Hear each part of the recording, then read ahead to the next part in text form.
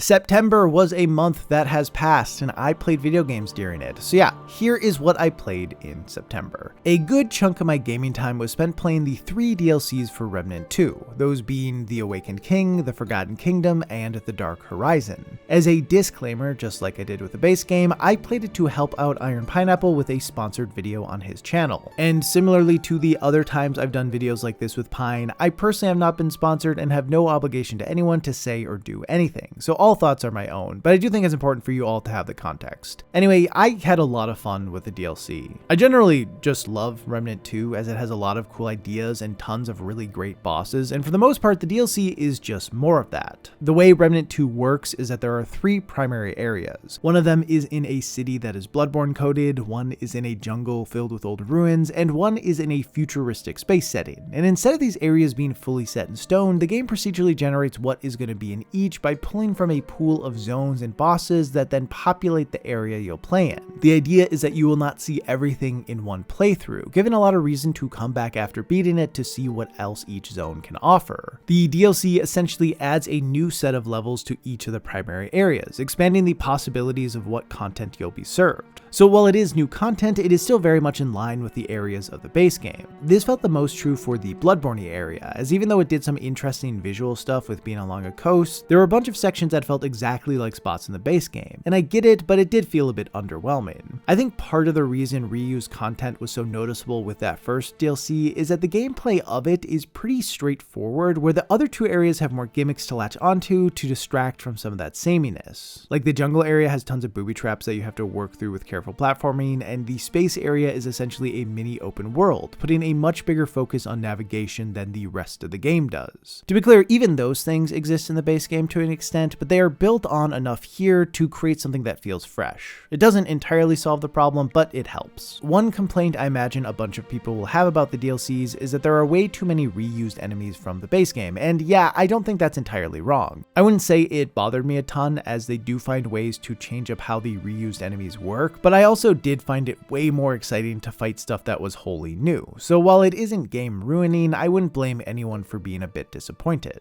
Like the base game, there are tons of secrets, and depending on how you interact with stuff, it can change the reward you get. I found myself really mixed on this, because I do love the idea of figuring out or even stumbling into a secret and being rewarded with something that actually feels important. The issue is that the answer to things is sometimes so obscure that unless you're willing to closely examine every aspect of every room you go into, there's almost no way you will figure out what needs to be done on your own. And this means that unless you're willing to look something up, you'll miss out on weapons and classes that make the game more interesting. So yeah, I respect the concept, but I think it results in most people just looking things up, so it doesn't even have the desired effect. I think this feels especially weird when considering that a big part of the marketing for each DLC is that they have new classes, but the reality is without a wiki, most players will miss out on all of them. This feeling of missing out is compounded by the fact that a lot of weapons and items are tied to choices you make, but you don't really know what choice will lead to what reward, so it often just feels like rolling the dice on whether or not you will get something that is suitable for your build. I don't know. I don't want to say that this is terrible reward design, because again, there is a magic to it, but I think when the primary way people engage with the system is by using an external resource that has all the answers, there's a good chance the devs leaned a bit too far into obscurity. This probably be fine if the rewards weren't so consequential, but I think they just matter too much to be that hidden. I'd be curious to hear how other people feel about this though, and if I'm just being a curmudgeon. All that aside, what makes Remnant 2 great are the bosses, and the DLC is filled with them. They do a lot of interesting things, not only with the boss's abilities, but also with the arenas themselves, and figuring out how to best handle it all was an utter blast. It called for a lot of communication, which is exactly what I want when playing a co-op game. So yeah, if you like Remnant 2, played through the base game multiple times and did pretty much everything, this is easily for you. However, if you only played through the base game once and felt like you had gotten your share, then the DLC might not offer enough that feels fully new to warrant jumping back into it. Like, as I said before, with just the base game already, you could play through it again and see a whole new set of bosses and quests, so you should probably exhaust that first before spending money on the DLCs. For those who haven't played Remnant 2 but are kind of interested, just start with the base game and see if you like it before spending more. Also, as I said when I talked about Remnant 2 last time, I do not know what the single player experience is like, so while I would 100% recommend you try it with friends, I have no no idea if it's worth playing alone. The fundamentals of it are pretty fun, but there are a bunch of aspects about how bosses and enemies are designed that clearly were made for multiple players, so I imagine something would be lost playing by yourself. But who knows? That's just a guess. I would try to find someone who has played through the whole game by themselves to see what they think. Continuing the trend of playing multiplayer games with other YouTubers, I also spent some time trying out 6 Days in Fallujah with Jacob Geller for a video he made on Nebula, which, I guess sign up for Nebula. I had never heard of the game before Jacob asked if I'd play it with him, and it truly is wild that it even exists. It is based on real events that took place during the Iraq War and originally was set to come out in 2010, but after a lot of public pushback about a game covering such a recent conflict, it faded out of existence, until now. To be honest, playing it felt kinda weird. Like, from just a gameplay perspective, it is a really intriguing setup. The mode that we played throws you into a procedurally generated city with enemies hidden all throughout it. Shooters have kind of become power fantasies where you can easily be a one-man army, but in 6 Days in Fallujah, that is not the case. In it, you feel incredibly weak. Your movement is slow, your HUD doesn't present you with much information, and your chance of survival after taking just a few shots is exceedingly low. It's even hard to communicate with your teammates. It has proximity chat as well as a radio you can use when at a distance, but both get drowned out by the sound of rockets firing, planes flying overhead, and tanks rolling down the road. Due to the procedural generation, the city is always unfamiliar, and every corner might have someone waiting there for you, making it terrifying to advance in any sort of way. All of this creates a lot of friction that makes doing the most basic things like crossing the street or walking up a set of stairs feel like an accomplishment. And that's good, as that's pretty much all Jacob and I were able to accomplish on our own. We just didn't have the skills or the knowledge to navigate the city in an effective way, and this helped create a sort of tension that felt super impactful. It reminded me of how I felt when playing PUBG for the first time, feeling fearful and on edge and just doing whatever I could to survive.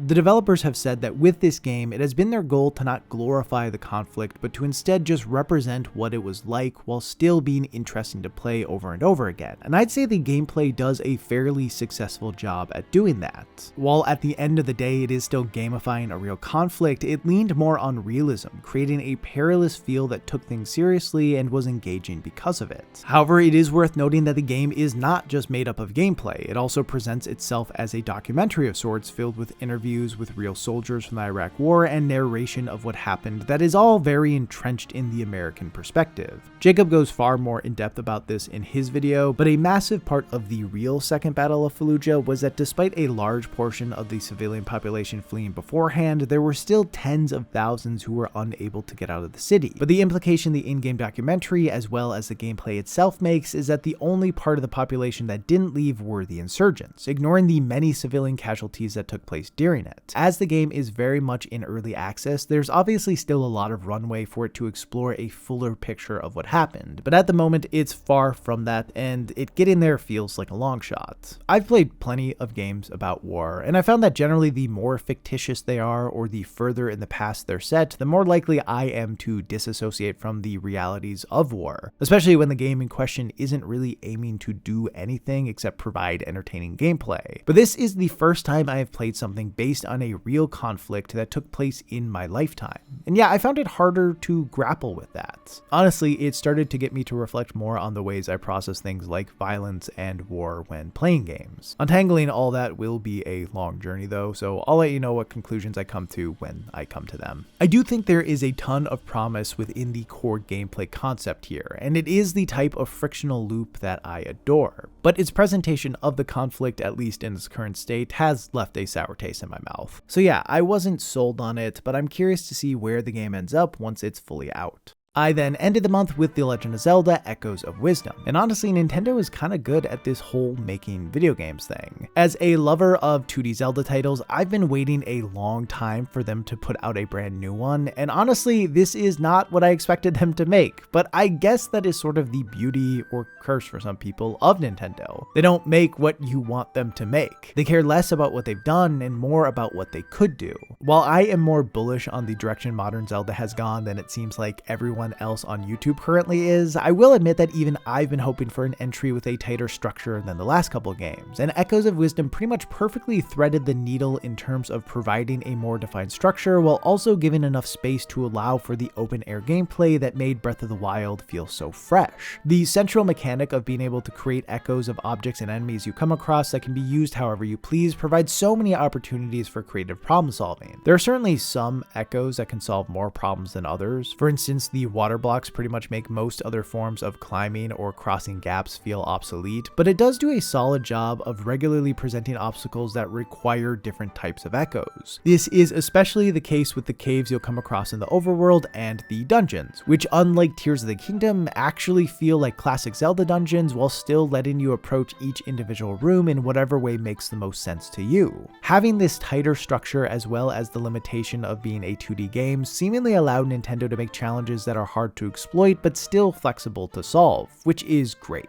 Now, the UI is a bit of a mess. For the echoes, there are a few ways to sort them, but it's kind of lacking, so I felt like I had to regularly scroll through everything just to find what I was looking for. My assumption, though, is that this is what Nintendo wants players to do. By having folks scroll through all their echoes frequently, it makes it more likely that they will remember some of the more obscure and underused ones instead of them just gathering dust in a tab that never gets looked at, in theory leading to more variety in the echoes players use. And yeah, I think this does work to a degree. There were certainly a few times where I scrolled past something I forgot I had and decided to give it a shot, but I definitely did still favor 10 or so echoes above the rest. And because it was such a hassle to scroll, I sometimes would use inefficient or uninteresting echoes in order to not waste time searching. So yeah, a part of me wishes there had been a customizable echo wheel or something in order to make choosing my favorites even smoother, but also I think that would have led to me literally never using the vast majority of them more than once. So despite its clunkiness, it's probably for the best. You could probably unconvince me of that. I don't know.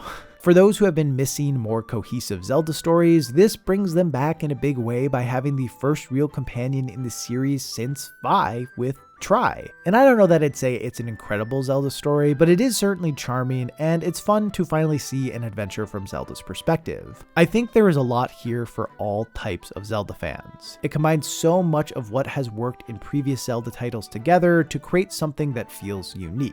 It's an easy game to recommend to pretty much everyone. Anyway, that's all I've got. I'll see you next time unless I decide to stop doing this. Bye.